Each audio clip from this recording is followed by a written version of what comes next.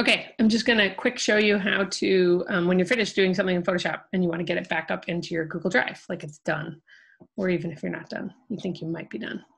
So I'm going to go in here and we're gonna go back to, sorry, this is where I left off. So I was working in Photoshop, I'm in the Windows app. I worked on this piece, and then what I wanna do, say it's all done. I'm going to say File, Save As, and I'm going to save it onto the desktop. Okay. And then I want to, if it's all done, I can save it as a JPEG file. Okay. If I'm not done with it, I could save it as Photoshop because I want to keep working on it another day. Right. So I can just hit save. But if I'm all done, I'm going to make it a JPEG and it's going to go onto the desktop. I'm going to hit save. And whenever you save a JPEG, right? So I didn't end up cropping this and things like that, but I'm saving it as a JPEG like this. You want the, you want to make sure the quality is high or maximum, which means it's going to be between 8 or 12. Okay, so if I turn this up to 12, but then when I change the amount of the quality, high or maximum, it's going to change the file size. So I ideally want this to be between 2 and 3. So in this case, if I made the quality, 11, okay, that puts me at 2.5, that's perfect. Cool. So that's what you're shooting for. That's for managing your JPEG images. And now I've saved that. And if I want to save, I could do save as again. Always do save as instead of save with image files so it doesn't get overly compressed. And I could save this as a Photoshop file on the desktop here if I wanted to keep working on it, right? So like this one, I probably would want to keep working on it some more. So once I'm done with that, I can close this up. And I just closed Photoshop. And you'll see I have the Photoshop file on the desktop if I want to just open up, you know, this Windows app again another day and pop this open again and keep working away. And I also have my finished version of it, which is right here. Cool.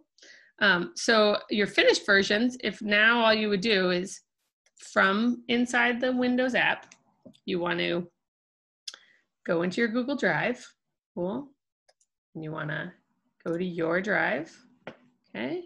And you could either put it in your personal drive or when this is an assignment for class, I'm gonna ask that you go into the shared drive, okay? And the example I was using C block, so you'd go to our class and I'm gonna go to my folder, Miss Hickey. So there was the drawing that I borrowed from Julia. There's my watercolor. And now what I can do is go File, File Upload, click on this, and I need to go to the desktop. Now this is the Google Drive and the desktop via that Windows app. Cool. So there it is. There's my Nugget and Photoshop file. So I think I'm going to take my final one and put it up here. It's going to load it. And I think I can upload the Photoshop file as well. Let's see if that works. You really don't need to upload the Photoshop file in your Google Drive if you're only going to be working on it via Launchpad anyway. It'll just sit on the desktop in that Windows app for you, and it'll be there whenever you want. So you really don't need to upload those, but we'll see if you want to put it in here. It's just going to take up space in your Google Drive, that's all. Right, and let's see if it does even upload that. Yep, it will upload it. But see, it's a type of file that you can't just access. Cool. So now this would be, you know, I never cropped this exactly, but here's my digital ink transfer. Cool. And I would say to everybody that you would want to kind of explore in the part 3 section of how you could develop that composition with contrast, right? Just like we did with our name tags and stuff. Cool. So that's that. Easy peasy. And then, oh, you could just leave this here.